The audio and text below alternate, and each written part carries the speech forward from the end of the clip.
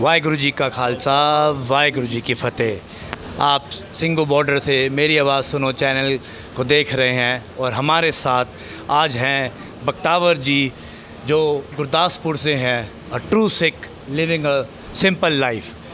बख्तावर जी अपने साथ एक लेगेसी लेके आए हैं, पुश्तैनी लेगेसी है इतिहास की।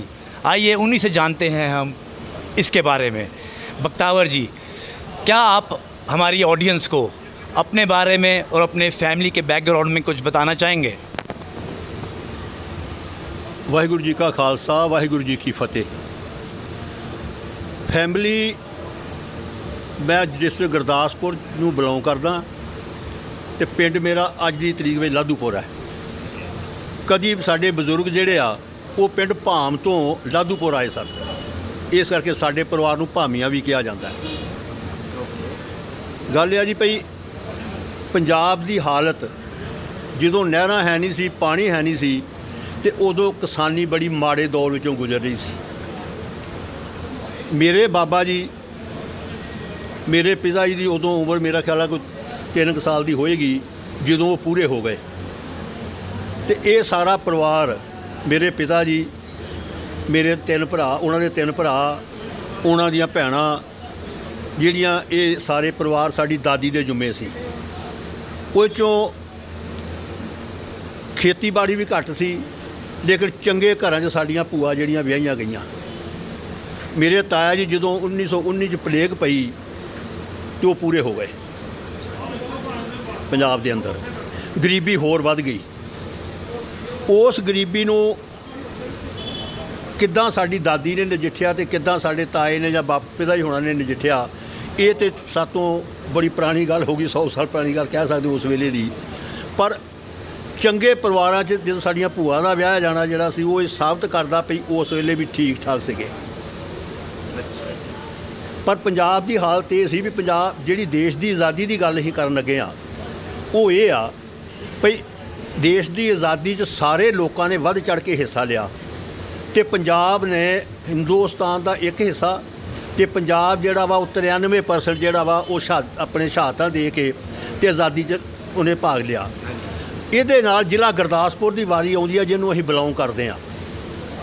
ਜ਼ਿਲ੍ਹਾ ਗੁਰਦਾਸਪੁਰ ਦੀ ਜਿੱਥੋਂ ਵਾਰੀ ਆਉਂਦੀ ਆ ਤੇ ਗੱਲ ਆਉਂਦੀ ਆ, ਉਹ ਜ਼ਿਲ੍ਹਾ ਗੁਰਦਾਸਪੁਰ ਵੱਖਰੀ ਕਿਸਮ ਦਾ ਤੇ ਅਨੋਖਾ ਉਹਦਾ ਇਤਿਹਾਸ ਹੈ ਆਜ਼ਾਦੀ ਦੇ ਬਾਰੇ 'ਚ।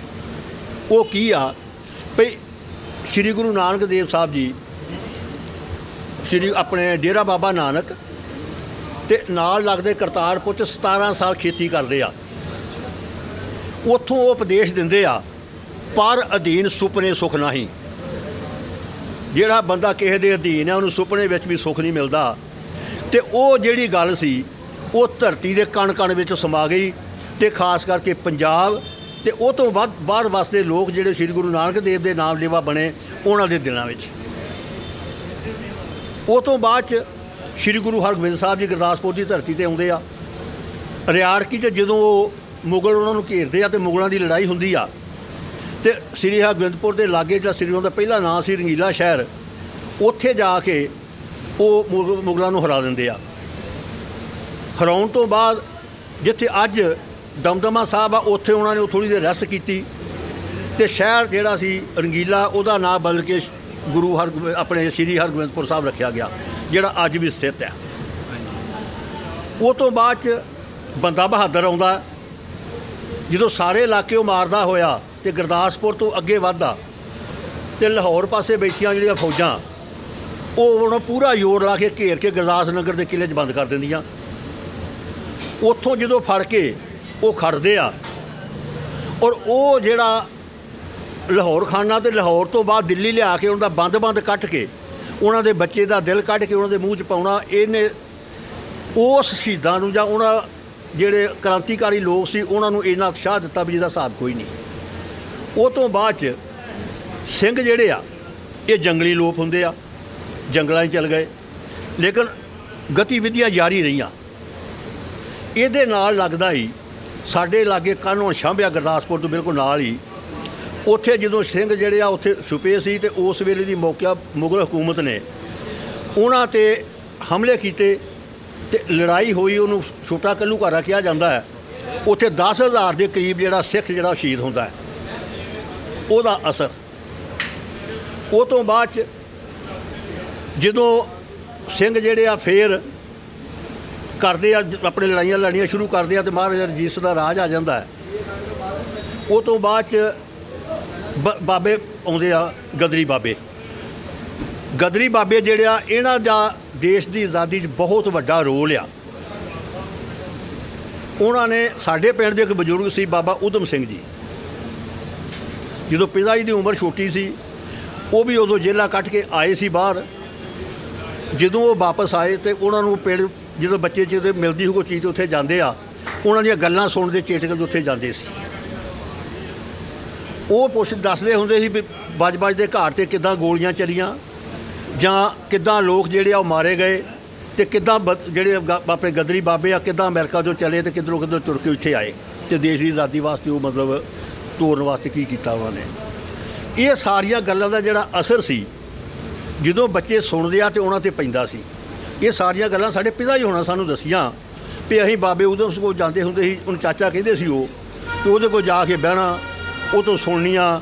ਤੇ ਕੋਈ ਸਾਡੀ ਦਾਦੀ ਜਿਹੜੀ ਆ, ਉਹ ਧਾਰਮਿਕ ਖਿਆਲਾਂ ਦਾ ਹੋਣ ਕਰਕੇ ਉਹਨੇ ਗੁਰੂ ਗੋਬਿੰਦ ਸਿੰਘ ਛੋਟੇ ਸਾਹਿਬਜ਼ਾਦਿਆਂ ਬਾਰੇ, ਬੰਦੇ ਬਹਾਦਰ ਬਾਰੇ ਇਹ ਸਾਰੀਆਂ ਕਹਾਣੀਆਂ ਉਹਨਾਂ ਨੂੰ ਸੁਣਾਈਆਂ ਸੀ। ਉਹਨਾਂ ਦਿਨਾਂ ਦੇ ਵਿੱਚ ਹੀ ਜਦੋਂ 12 ਸਾਲ ਦੇ ਹੋਏ ਤੇ ਪ੍ਰਾਇਮਰੀ ਸਕੂਲ 'ਚੋਂ ਹਟ ਕੇ ਤੇ ਜਦੋਂ ਉਹ ਗਏ ਆ ਕਨਵੈਂਟ ਸਕੂਲ 'ਚ, ਤੇ ਉਦੋਂ ਮੋਰਚਾ ਲੱਗ ਗਿਆ 1923 'ਚ ਗੁਰੂ ਦੇ ਬਾਗ ਦਾ। ਉਹਨੂੰ ਚਲਾ ਰਿਹਾ ਸੀ ਉਸ ਵੇਲੇ ਗੁਰਦੁਆਰਾ ਸੁਧਾਰ ਲਹਿਰ। ਉਹਦਾ ਬੜਾ ਭਾਰ ਸੀ, ਉਹਦਾ ਬੜਾ ਅਸਰ ਪਿਆ ਉਸ ਵੇਲੇ ਜਿਹੜੇ ਖਾਸ ਕਰਕੇ ਸਿੰਘ ਪਰਿਵਾਰ ਸੀ ਉਹਨਾਂ ਦੇ ਉੱਪਰ। ਉਹਦੇ ਨਾਲ ਹੀ ਜਦੋਂ ਉਹਦੇ ਨਾਲ ਉਹ ਹਟਿਆ ਨਹੀਂ ਅਜੇ, ਤੇ ਮਗਰੇ ਜੈਤੋ ਦਾ ਮੋਰਚਾ ਲੱਗ ਗਿਆ। ਇਹਨਾਂ ਨੇ ਪਹਿਲੇ ਤਾਂ ਸਾਡੇ ਤਾਇਆ ਲੱਗਦੇ ਸੀ, ਇਕੱਠੇ ਕਮਾਦ ਪੀੜਦੇ ਹੁੰਦੇ ਸੀ। ਹੁਣ ਤਾਂ ਕੰਮ ਹੀ ਮੁੱਕ ਗਿਆ। ਉਦੋਂ ਕਮਾਦ ਪੀੜਦੇ ਹੁੰਦੇ ਸੀ ਤੇ ਉੱਥੇ ਤਾਏ ਸਾਡੇ ਨਾਲ ਗੱਲ ਕੀਤੀ ਵੀ ਭਾ ਜੇ ਤੁਸੀਂ ਕਮਾਦ ਪੜਵਾ ਲਓ ਭਾ ਨਾਲ, ਤੇ ਮੈਂ ਮੋਰਚੇ 'ਚ ਹੋਵਾਂ। ਉਹ ਗੱਲ ਸਾਡੀ ਦਾਦੀ ਕੋਲ ਪਹੁੰਚ ਗਈ, ਤੇ ਦਾਦੀ ਸਾਡੀ ਨੇ ਪਹਿਲੇ ਪੱਕਿਆਂ ਕੀਤਾ ਸੀ। ਉਹਨੇ ਕਿਹਾ ਪੁੱਤ ਤੂੰ ਨਿੱਕਾ ਵਾ, ਤੂੰ ਨਾ ਜਾ। ਉਹ ਤੋਂ ਬਾਅਦ ਉਹਨੇ ਕਿਹਾ ਮਾਈ ਮੈਂ ਨਿੱਕਾ ਕਿੱਦਾਂ, ਮੇਰੇ ਤੋਂ ਤਾਂ ਪਹਿਲੇ ਸ਼ਹੀਦ ਹੋ ਗਏ ਨਿੱਕੇ ਜਿਹੜੇ ਸੀ। ਗੁਰੂ ਗੋਬਿੰਦ ਸਿੰਘ ਦੇ ਬੱਚਿਆਂ ਬਾਰੇ ਤੇ ਅਜੇ ਸਿੰਘ ਜਿਹੜਾ ਬੰਦੇ ਬਹਾਦਰ ਦਾ ਲੜਕਾ, ਇਹਨਾਂ ਬਾਰੇ ਉਹਨੇ ਦੱਸਿਆ ਵੀ ਉਹ ਛੋਟੇ ਸ਼ਹੀਦ ਹੋ ਗਏ, ਤੂੰ ਮੈਨੂੰ ਕਿਤੇ ਜਾ ਨਾ। ਖਰ ਦਾਦੀ ਨੂੰ ਕੋਈ ਜਵਾਬ ਨਹੀਂ ਆਇਆ। ਉਹਨੇ ਹੋਰ ਪੱਕਿਆ ਕਰਨ ਵਾਸਤੇ ਫਿਰ ਇਹ ਗੱਲ ਕਹੀ ਵੀ ਜੇ ਜਾਣਾ ਤੇ ਮਾਫੀ ਮੰਗ ਕੇ ਨਹੀਂ ਆਉਣਾ। ਜੇ ਮਾਫੀ ਮੰਗ ਕੇ ਆਉਣਾ ਚੰਗਾ, ਇਹ ਰਾਜ ਖੂਜ ਪੈ ਗਏ ਕਿਤੇ ਮਰਜੀ, ਤੇ ਮੇਰੇ ਦੁੱਧ ਨੂੰ ਲਾਜ ਨਾ ਲਾਈ ਤੇ ਕੌਮ ਦੇ ਮੱਥੇ 'ਤੇ ਵੱਟਾਂ ਨਾ ਲਾਈ। ਇਹ ਜਦੋਂ ਕਹਿ ਕੇ ਉਹ ਵਾਪਸ ਜੇਲ੍ਹ ਉੱਥੇ ਚਲ ਗਏ, ਤੇ ਉਹ ਇੱਕ ਕੱਦ ਛੋਟਾ ਸੀ, ਇੱਕ ਉਮਰ ਛੋਟੀ ਸੀ, ਤੇ ਉਹਨਾਂ ਨੇ ਉਹਦਾ ਨਾਂ ਨਹੀਂ ਪਾਇਆ। ਉੱਥੇ ਸਾਡੇ ਇਲਾਕੇ ਦੇ ਬਜ਼ੁਰਗ ਰਹਿੰਦੇ ਸੀ, ਬਾਬਾ ਕਿਰਪਾ ਸਿੰਘ ਜੀ, ਭਾਈ ਕਿਰਪਾ ਕਹਿੰਦੇ ਸੀ ਉਹਨੂੰ, ਉਹ ਵੀ ਉਦੋਂ ਉੱਥੇ ਸੀ। ਉਹਨਾਂ ਨੇ ਕਿਹਾ ਤੂੰ ਕਿੱਦਾਂ ਆਇਆ? ਉਹਨੇ ਕਿਹਾ ਸਰ ਮੈਂ ਇੱਦਾਂ ਕਰਕੇ ਆਇਆ। ਉਹ ਕਹਿੰਦਾ ਤੂੰ ਬਹਿ ਜਾ ਇੱਥੇ। ਮਤਲਬ ਉਹਨੂੰ ਕਈ ਦਿਨਾਂ ਤੱਕ ਉੱਥੇ ਬਿਠਾਈ ਰੱਖਿਆ। ਔਰ ਉਸ ਤੋਂ ਬਾਅਦ 10ਵਾਂ ਜਥਾ ਜਦੋਂ ਸਾਡਾ ਗੁਰਦਾਸਪੁਰ ਦਾ, ਹੁਸ਼ਿਆਰਪੁਰ ਦਾ ਤੇ ਅੰਮ੍ਰਿਤਸਰ ਦਾ ਗਿਆ, ਉਹਦੇ 'ਚ ਉਹਨਾਂ ਨੇ ਉਹਨਾਂ ਦਾ ਨਾਂ ਪਾਇਆ। ਉਹ 'ਚ ਸਾਡੇ ਪਿੰਡ ਦੇ ਵੀ ਹੋਰ ਬਜ਼ੁਰਗ ਸੀਗੇ, ਬਾਬਾ ਊਧਮ ਸਿੰਘ ਹੋਣੀ ਤੇ ਬਾਕੀ ਹੋਰ ਬਾਬਾ ਰਜੋਤ ਸਿੰਘ ਹੋਣੀ, ਇਹ ਸਾਰੇ ਉਹ 'ਚ ਗਏ। ਤੇ ਗਰੀਬੀ ਘਰ 'ਚ ਹੈਗੀ ਸੀ।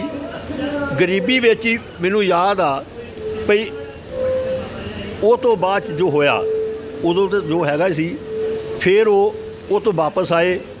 ਨਾਲ ਹੀ ਜਦੋਂ ਵਾਪਸ ਆਏ ਆ ਤੇ ਥੋੜ੍ਹੇ ਦਿਨ ਘਰ ਦਾ ਕੰਮ ਕਰਾਇਆ ਹੋਏਗਾ ਜੀ, ਤੇ ਉਹ ਤੋਂ ਬਾਅਦ 'ਚ ਡਸਕਾ ਇੱਕ ਹੈਗੀ ਜਗ੍ਹਾ ਪਾਕਿਸਤਾਨ 'ਚ ਹੁੰਦੀ ਸੀ, ਉਹਦਾ ਮੋਰਚਾ ਲੱਗ ਗਿਆ, ਡਸਕਾ ਮੋਰਚਾ ਕਹਿੰਦੇ ਉਹਨੂੰ। ਉਹ ਉਹਦੇ ਚਲ ਗਏ। ਡਸਕਾ ਮੋਰਚੇ 'ਚ ਸਜ਼ਾ ਕੱਟ ਕੇ ਆਏ ਸੀ ਅਜੇ, ਤੇ ਨਾ ਮਿਲ ਵਰਤਣ ਲਿਆ ਜਿਹੜੀ 1930 'ਚ ਸ਼ੁਰੂ ਹੋਈ, ਇਹ ਅਕਾਲੀਆਂ ਵੱਲੋਂ ਲਾਈ ਗਈ ਸੀ, ਉਹਦੇ 'ਚੋਂ ਚਲ ਗਏ।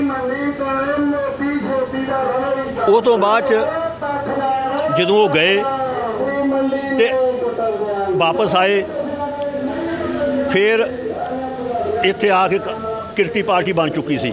1930 'ਚ ਗਦਰੀ ਬਾਬੇ ਵੀ ਜੇਲ੍ਹ 'ਚ ਮਿਲੇ, ਕਾਂਗੜੇ ਦੱਤ ਹੋਣੀ ਮਿਲੇ, ਤੇਜਾ ਸੰਤਰ ਹੋਣਾ ਦਾ ਵੀ ਪਤਾ ਲੱਗ ਗਿਆ। ਇਹ ਸਾਰੀਆਂ ਗੱਲਾਂ ਹੋਣ ਤੋਂ ਬਾਅਦ ਉਹਨਾਂ ਨੇ ਕਿਰਤੀ ਪਾਰਟੀ 'ਚ ਕੰਮ ਕਰਨਾ ਸ਼ੁਰੂ ਕਰ ਦਿੱਤਾ। ਕਿਰਤੀ ਪਾਰਟੀ ਤੋਂ ਬਾਅਦ ਕੈਮਿਊਨਿਸਟ ਪਾਰਟੀ ਬਣ ਗਈ, ਕੈਮਿਊਨਿਸਟ ਪਾਰਟੀ ਚਲ ਗਏ। उस पार्टी च जो गए तो एक हर्षा सीना जगह पैंदी, उत्थे दा मोगा मोर्चा लगा, सरकार ने मोगे पुट के छोटे करते, उहदा मोर्चा लगा, वो उहदे चल गए। उस तो बाद लड़ाई जारी रही पार्टियां करके। उन्हां दिनां च जिहड़ी मुजाहरा लहर आ इहदा भी जोर शुरू हो गया, जो तो पहले शुरू हो चुका सी। तेजां सुतंतर होनी जिहड़े वो कई जगह लड़ाई करवा चुके सी किसानां दे पक्ष विच ते जित चुके सी। जिला गुरदासपुर के अंदर भी वो उधर चल गए तो लड़ाई शुरू हो गई मुजाहरा लहरां दी। मुजाहरा लहर जिहड़ी आ वो चल रही सी ते उस तो बाद च देश की वंड की गल आ गई, देश वंडिया गया। मुजाहरा लहरां जारी रहियां। मुजाहरा जो देश वंडिया गया, मेरे पिता जी उस वेले भारतीय किसान सभा के जिले के सैकटरी सी। वो जिन्नी लहर फिर आज़ादी तो बाद उत्थे लड़ी गई, वो उन्होंने सुपरविजन ते उन्होंने नाल हो के लड़ी। ये तेजा सुतंतर होने का बड़ा हत्थ सी, कामरेड दत्त होने का बड़ा हत्थ सी, कामरेड चरण सिंह तुगलवाला साडे चाचा जी वो सी, उन्होंने हत्थ सी। मास्टर उधम सिंह रामपुरे तो होंदे सी, ये सी, बाकी होर बहुत सारे जिले के बंदे सी जिहड़े उस लड़ाई दे विच कुद्दे हुए सी। ये तो पहले जो देश की वंड हुंदी आ ते एक पार्टी का नारा आउंदा भी देश की जिहड़ी आज़ादी मिली है झूठी मिली आ। वो आज़ादी झूठी विच इन्हां नूं फड़ लिया गया, ये जेल चल गए। ਜਦੋਂ ਇਹ ਜੇਲ੍ਹ ਵਿੱਚ ਸੀ ਮੇਰਾ ਜਨਮ ਉਦੋਂ ਹੋਇਆ। मैं अपने पिता जी ਨੂੰ मेरा ख्याल 2-2.5 महीने बाद मेरी माँ ਜਿਹੜੀ ਆ ਸਾਨੂੰ ਜੇਲ੍ਹ 'ਚ ਮਿਲਾਉਣ ਲੈ ਕੇ ਗਈ ਆ ਤੇ ਅਸੀਂ ਉੱਥੇ ਮਿਲੇ ਆ ਜਾ ਕੇ। ਜਦੋਂ ਅਸੀਂ ਹੋਸ਼ ਸੰਭਾਲੀ ਆ ਤੇ ਸਾਡੇ ਘਰ 'ਚ ਇੱਕ 2 ਕਮਰੇ ਹੁੰਦੇ ਸੀ, ਇੱਕ ਅੱਗੇ ਸੋਫਾ ਹੁੰਦਾ ਸੀ, ਉਹਦੇ ਵਿੱਚ ਮੇਰਾ ਅਸੀਂ ਬਾਪੂ ਕਹਿੰਦੇ ਸੀ ਤਾਏ ਨੂੰ, ਇੱਕ ਪਾਸੇ ਉਹ ਰਹਿੰਦੇ ਹੁੰਦੇ, ਇੱਕ ਪਾਸੇ ਅਸੀਂ ਰਹਿੰਦੇ ਹੁੰਦੇ ਸਾਂ। ਗਰੀਬੀ ਸੀ ਘਰਾਂ 'ਚ, फिर भी रोटी चंगी खाते सा, कोई ऐसी गल नहीं। जो एक रोल जिहड़ा जो बंदा पार्टियां जुड़दा तो घरां विच घट ध्यान दिता जाता, बाहर घट वध ध्यान दिता जाता। असीं वखरे हो गए। सानू याद आ अज तक असीं भुल्ले नहीं उन्हां गल्लां नूं भी जदों ये स्वाद बनाई, जिहड़ी रसोई कहने अजकल किचन कहने, जिहड़ा किचन के उपर बना एक पौधा हुंदा वो वढ के पा के ते उपर काने पा के वो बनाई सी। गरीबी सी, अज भी गरीब हाँ, उदों भी गरीब सी। फर्क सिर्फ ये आ भी जे किते साडे बजुर्ग अज हुण वेखण ते पिता ने देखिया, खैर भई असीं 6 भरा, छोटा जिहड़ा सी ਉਹਨੂੰ ਉਹਨਾਂ ਨੇ ਪੇਸ਼ ਕੀਤਾ ਪੰਜਾਬ ਦੀ ਜਿਹੜਾ ਪਿੱਛੇ ਆਪਣੇ ਗੁਜ਼ਰਿਆ ਟਾਈਮ ਉਹਦੇ ਵਿੱਚ, ਤੇ ਪੁਲਿਸ ਨੇ ਉਹਨੂੰ ਮਾਰਤਾ।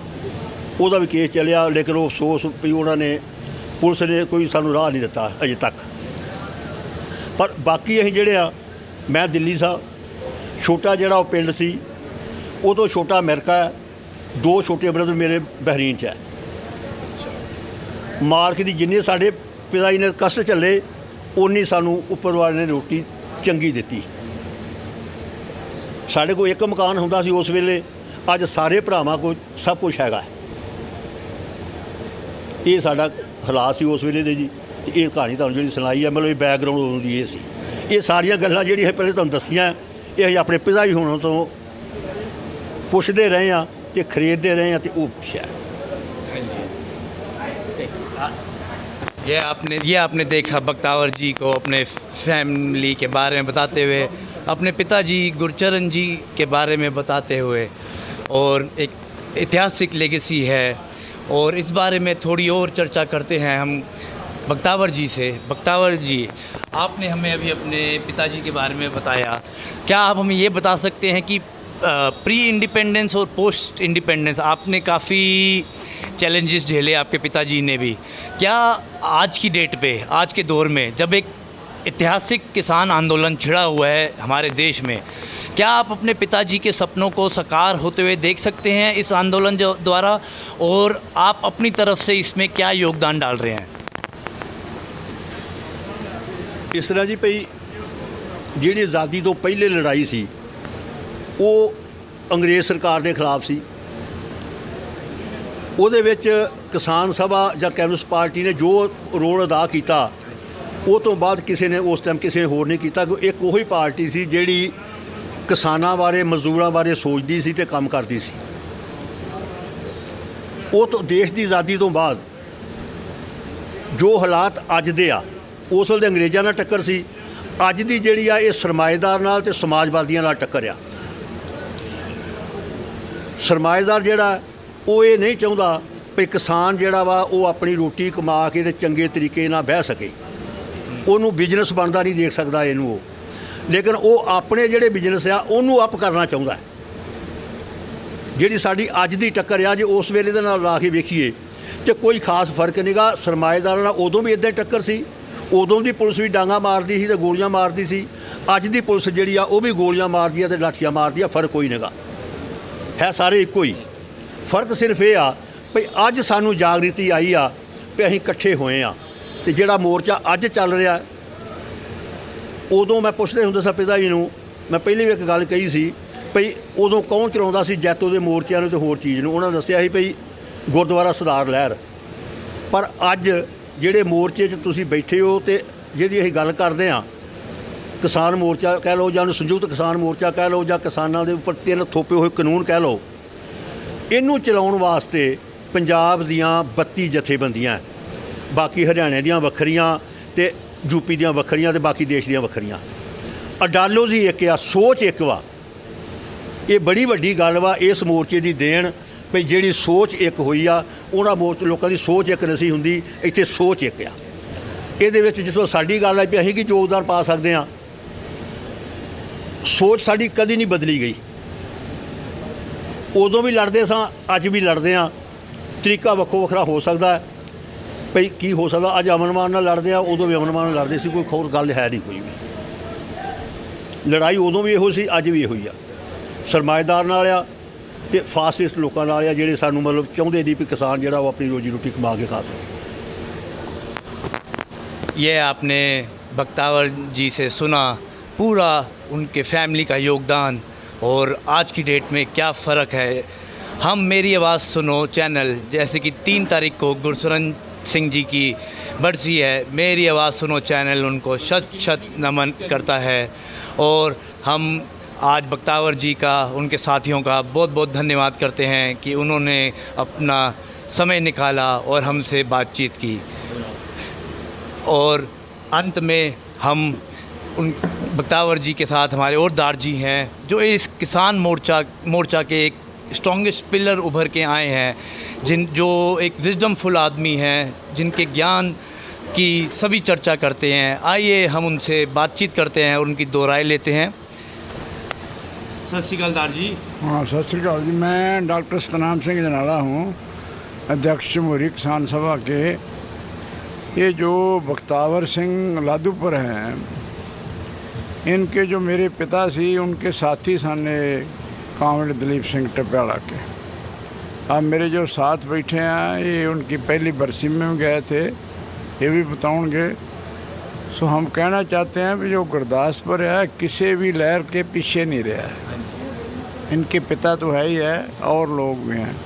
वैसे जो पंजाब की एक 93% कुर्बानियाँ जड़ियाँ शहादत हुई जिन्हों ने फांसी के तख्ते ते चढ़े आ, वो सारे उस वे हरियाणा तो बनया नहीं, दिल्ली तक पंजाब से वो परे अफगानिस्तान तो लैके।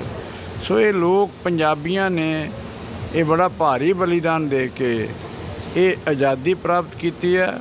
आज़ादी प्राप्ति तो बाद जो सुपने सन ना जेडे उस वे आज़ादी की लड़ाई लड़ते रहे, स्वतंत्रता सेनानी सीगे, शहीद सन।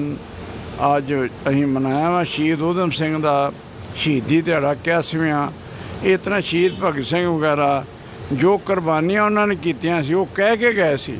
शहीद भगत सिंह जेल में कह के गए सी भी आज़ादी तो आ जाएगी, आज़ादी का पड़ोल तो बन गया है, पर उसके बाद जो लोग आएंगे उनके साथ आपको लड़ना पड़ेगा।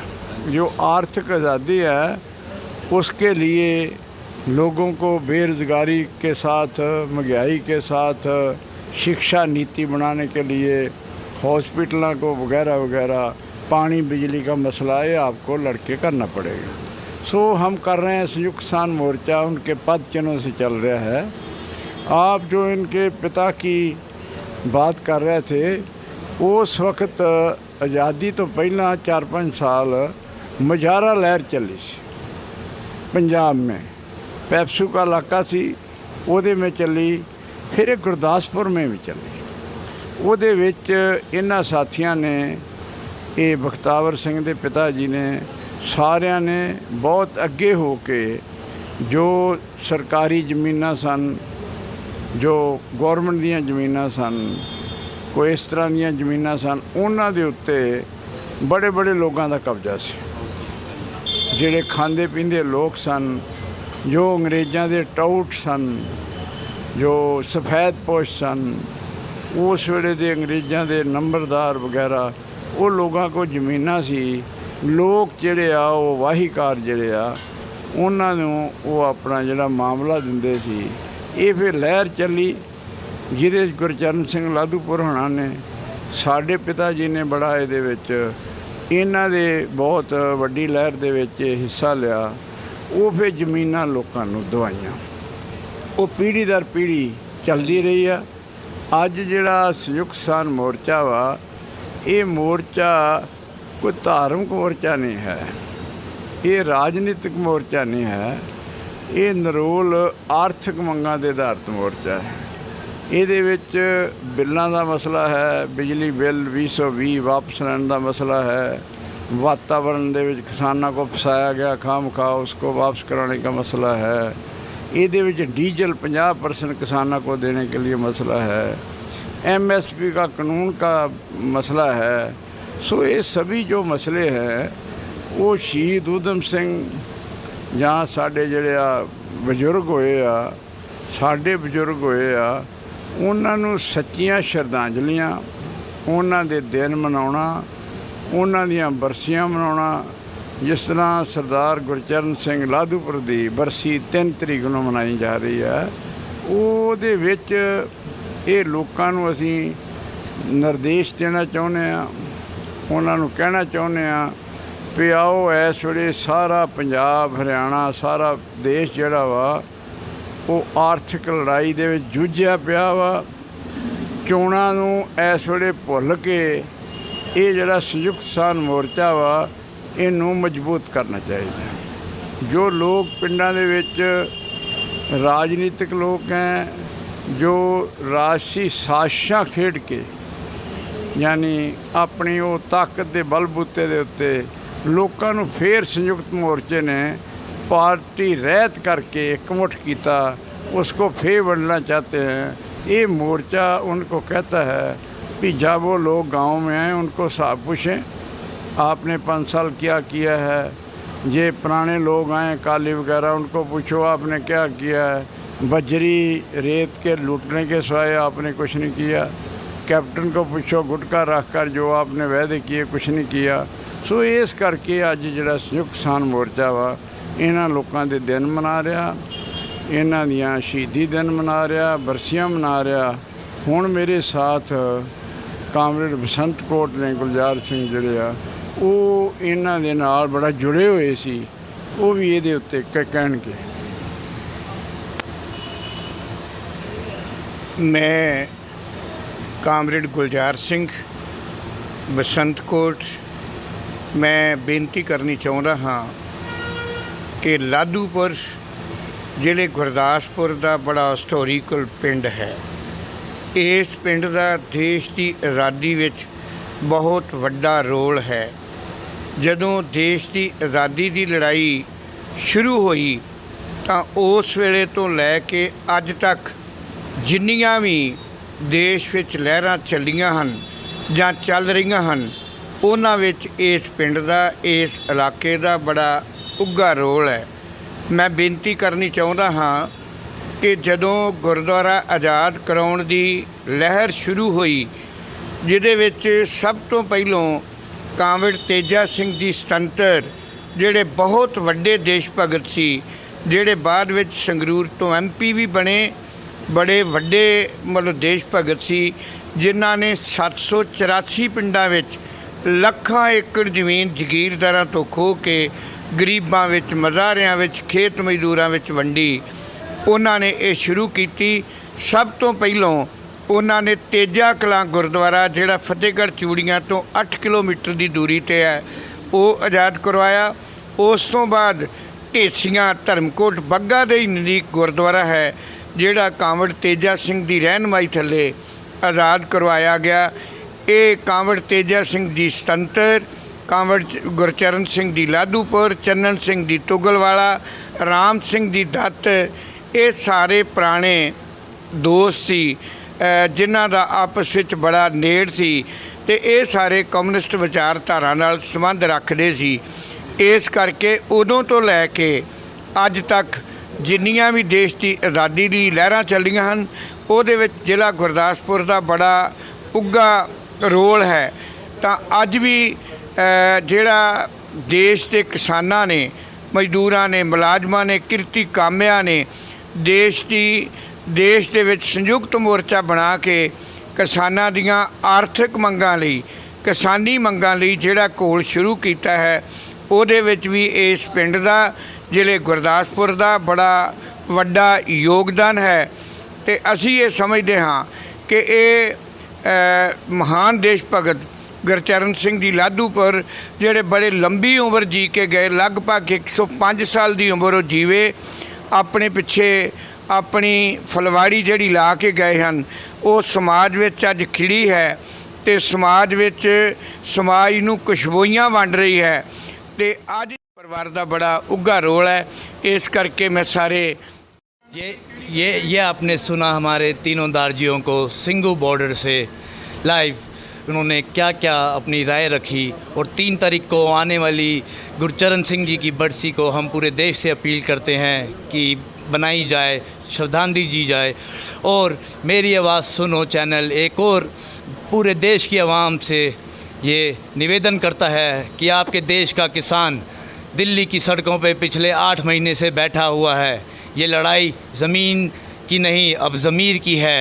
और मैं पूरे देश के वासियों से ये निवेदन करता हूँ कि अपने किसानों का सपोर्ट दें, क्योंकि आप खाना भी रोज़ खाते हैं और इस वक्त आपके किसानों को, आपके देश के किसानों को जो आपका पेट भरते हैं, आपके सहयोग की सख्त ज़रूरत है। तो बढ़ चढ़ के उनका योगदान, अपना योगदान दीजिए। सोशल मीडिया के द्वारा किसी माध्यम से भी खड़े रहें अपने किसानों के साथ। वाहिगुरु जी का खालसा, वाहिगुरु जी की फतेह।